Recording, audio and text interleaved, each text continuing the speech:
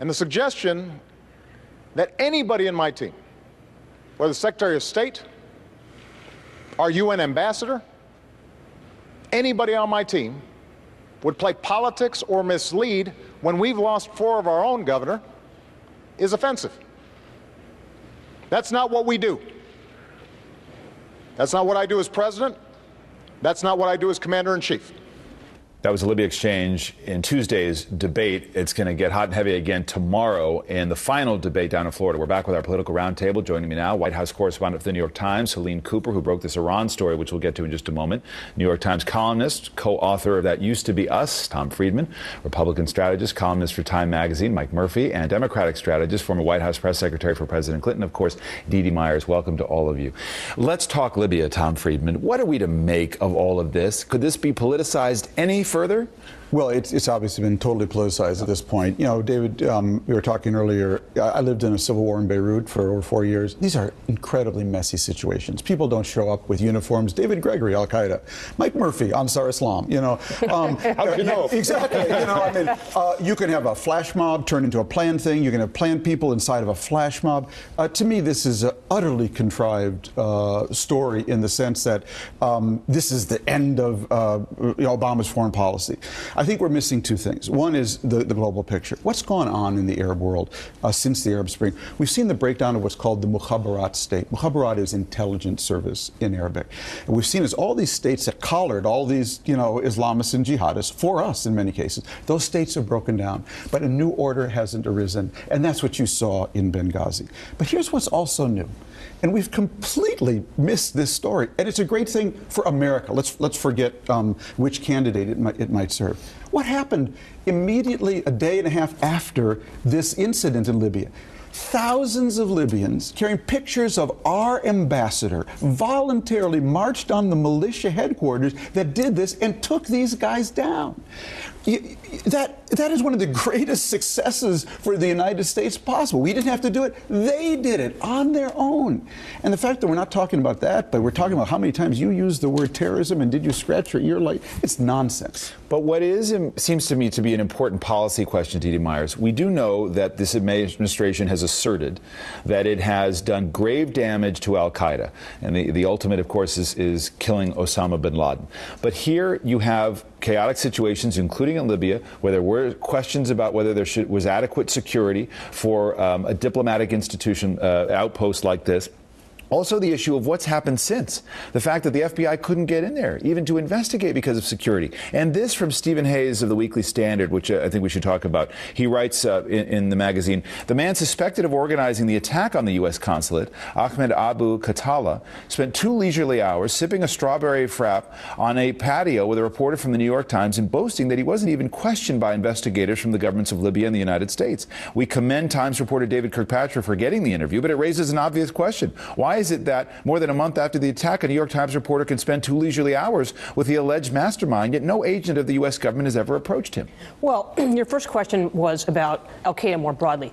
By the way, President Obama still did take out Osama bin Laden, and there's no question about that. And the leadership of al-Qaeda, in many ways, has been decimated, has been severely beat back. That doesn't mean that al-Qaeda has disappeared from the world, and the administration has never claimed such a thing. There's no question that progress has been made. As for Libya, the one I think Tom described it best of all, it's complete chaos on the ground. And for every report about one group participating, there's another group. There's another report about that it wasn't an organized. It was a terrorist group, not necessarily linked to al-Qaeda. There is so much confusing information, and the reason that the administration's story has evolved over time is that the intelligence has evolved, and we keep learning that in fact it was the intelligence community that told the administration that they thought that it wasn't al-Qaeda linked in the beginning, and now we've seen that continue to play out. To that point, Peter King of Homeland Security Committee has released a letter, and I'll put it on the screen here. This is what it says. Chairman King calls on President Obama to release intelligence community reporting that led to the administration's changing characterizations of the Benghazi attack. So, Mike Murphy, we now have the intelligence community putting out basically everything it knew at the time as well. So what do we learn? What's the point? Well, what we learned, one, is the world is very sloppy, as Tom says. Second, presidential campaign season is the worst time to get into serious foreign policy because all the incentives are politics and hot language. And third, I think it was kind of a train wreck on all sides. allies. I'm a Romney guy, but they put out a dumb press release too early.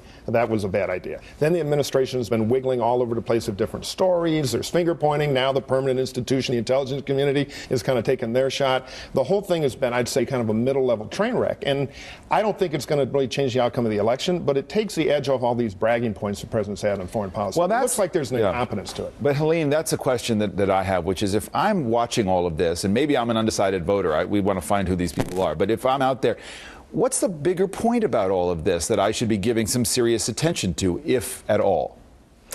I think that's a really good question. I wonder whether a lot of these undecided voters are actually, if they do exist, are actually thinking that. I think as an American, you have to look at the question of embassy security is one that is definitely, it should be looked at. The administration has to study that. But the larger issue is the issue of the Arab Spring and what's happening in this key area, a key region for American foreign policy. And that's where you're seeing in Libya, in Egypt, and all in Yemen, and all over this region, you have new governments in place. You have democracy for the first time with all of the mess that comes with it. And I think Americans need to be, I think Tom's point is excellent about the response of the Libyan people. I think in the Egypt case that you didn't see quite the same response, and I think that's very worrying for the United States and for the administration. But I think the far larger point is that we're right now in the middle of the region is in the middle of such turmoil. And we don't seem to be addressing it in any meaningful way. Instead, we're talking about, the death of 4 Americans, which is why,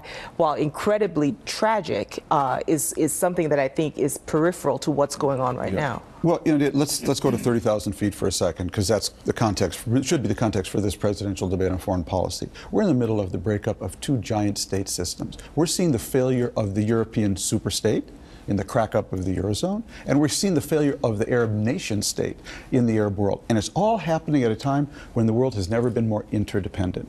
So we've got all these states now around the world, in the Middle East in particular, as Helene said, that are too dangerous to ignore, but too expensive to fix. And that, whoever is the next president is going to have to wind their way through that reality. We can't ignore them, but we cannot fix them the way we did the old way. We need to think of new ways. So what is our role now, Mike? That's going to be a big question tomorrow night. And that's what they have to litigate at the debate. And I think the smarter candidate will go bigger. What's the Pacific strategy? What's the plan to not lose Egypt, which is the real headline, I think, out of what happened in the Benghazi event? What's the Chinese strategy beyond economics? I mean, there are huge questions here. And if they spend the time quibbling over clocks and quibbling over small tactical things, it's a missed opportunity. It won't be quibbling over Iran, though, and Helene, I want to come back to you on this because this is critical, which is, do you give diplomacy a chance? Your reporting, if I'm summing it up accurately, is that the White House is now prepared to meet one-on-one, in effect, direct talks with the Iranians about suspending their program. Tell us more about this, and this could both be a huge topic, but also really matter if it happens. Oh, it absolutely matters, because if there's one place where you're thinking about where's the next place that Americans could end up sending troops, that's where American troops could get involved. This is it. This is ground zero. My colleague at the New York Times, Mark Landler, and I have been working on this story for several weeks, and we've been chasing it ever since Mahmoud Ahmadinejad sort of hinted at this when he was in New York at the end of September, and he came to a meeting with journalists, started talking about how Iran is interested in getting into talks with the United States after the elections. This is something that the Obama administration has been pursuing for several years now. They've been open to it. Iran has been not so sure. They flip-flopped. You had a lot of internal political maneuverings going on inside Tehran, but the sanctions that have gone in effect, particularly the European oil embargo, and that went into effect in June. The Iranians really thought they were going to be able to figure out a way to forestall that, but they couldn't. And so the Iranian economy has really been hurt. And so nobody really has rose-colored glasses thinking that, Americans and Iranians are going to sit down at the table, one-on-one and figure this out. But the belief is that you cannot make any sort of case for going to war if you haven't exhausted all diplomatic options. Tom, how foreign policy is about leverage, Dave. Yeah. It's about, who's got the leverage. And one thing the United States has successfully done with our European allies in recent months with these economic sanctions, when you cut someone's currency in half, that's leverage. Right. And by the way, that's Mitt Romney Academy there. I mean, this thing politically could be interesting. Who would the American people elect as the toughest guy to put the squeeze on somebody? Might be the guy from Bain Capital.